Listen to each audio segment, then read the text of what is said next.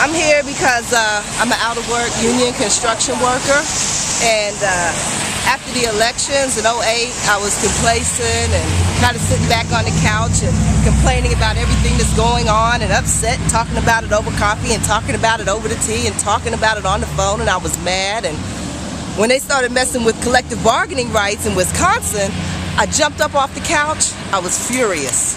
And I have not sat back down because there has been one issue after another. And I don't want to be the person that sits on the couch or sits at home complaining about what's going on. I need to be out here exercising democracy. It's we the people, not they the people. We need to be seen, we need to be heard. We need our elected officials to know that we're here and what we want and what we expect. We can't be quiet and then complain. And that's why I'm here. What do we want? What do we expect? What's going to help this? Right now, this particular event is jobs, not cuts.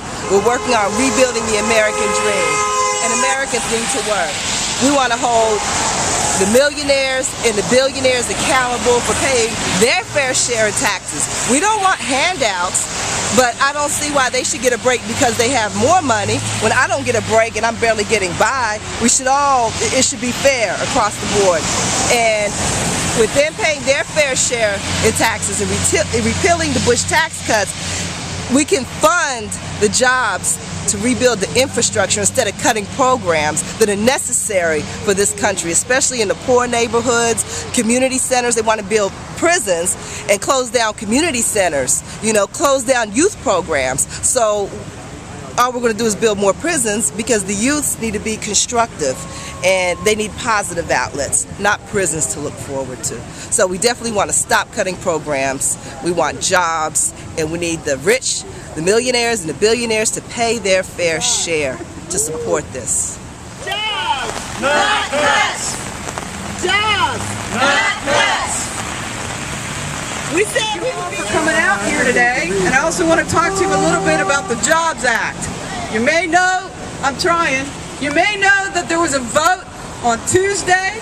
It was a cloture vote, and all of the Democrats except for two voted to pass that bill. All of the Republicans voted against it. Now all that was supposed to do was just bring it up on the floor so they could debate it, amend it, do whatever they wanted to do. The Republicans said no to jobs. They said no to continued unemployment. They said no to infrastructure improvements. They said no to taxing millionaires. Those who make more than $1 million a year would have had to pay 5% more, and that's it. They said no to all those things, and at the same time, we've lost 5.4 million jobs in America just in manufacturing. 50,000 plants have shut down and went overseas, and when they did that, they got tax breaks to do it from our nation, from our tax dollars.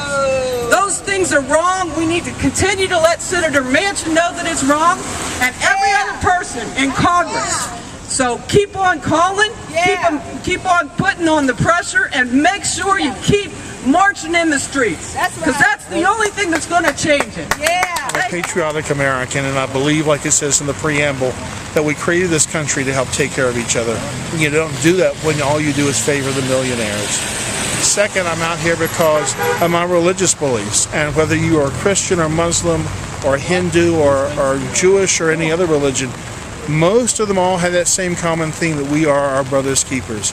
And we don't do that by trying to be more concerned with tax cuts for millionaires and no jobs for the working class and our working poor. Somebody somewhere would speak for me and what I would like to see happen in America. I'm not going to vote for you. I'm not going to vote for any of you until policy changes. I'm tired of going to the polls and pulling, a lever for the lesser of evils.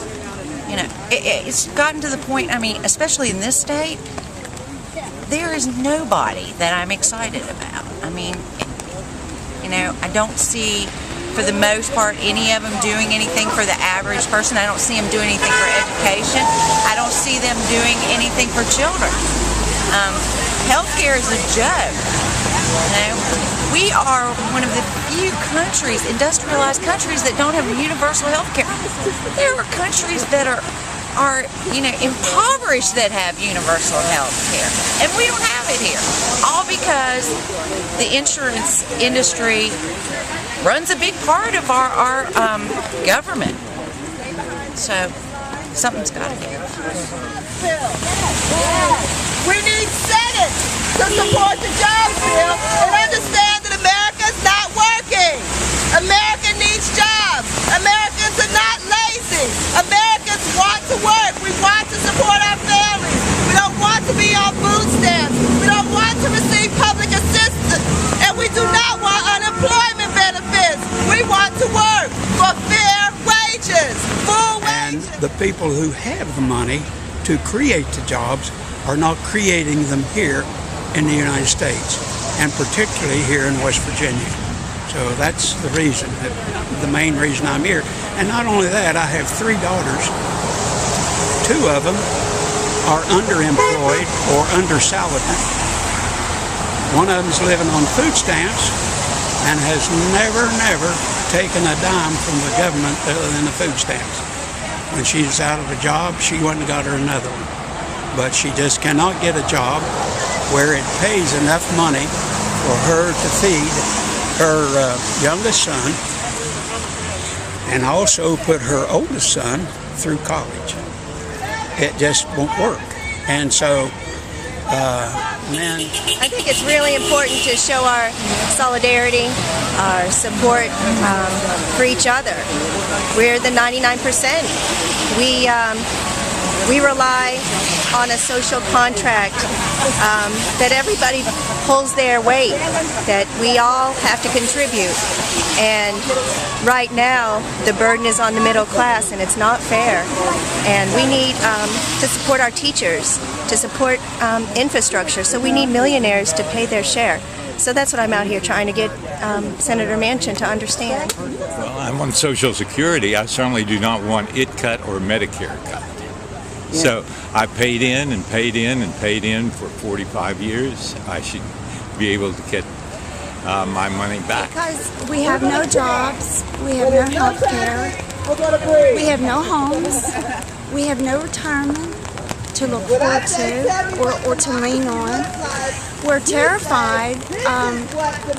At my age, I'm terrified of my mother losing her Medicare because she's extremely ill.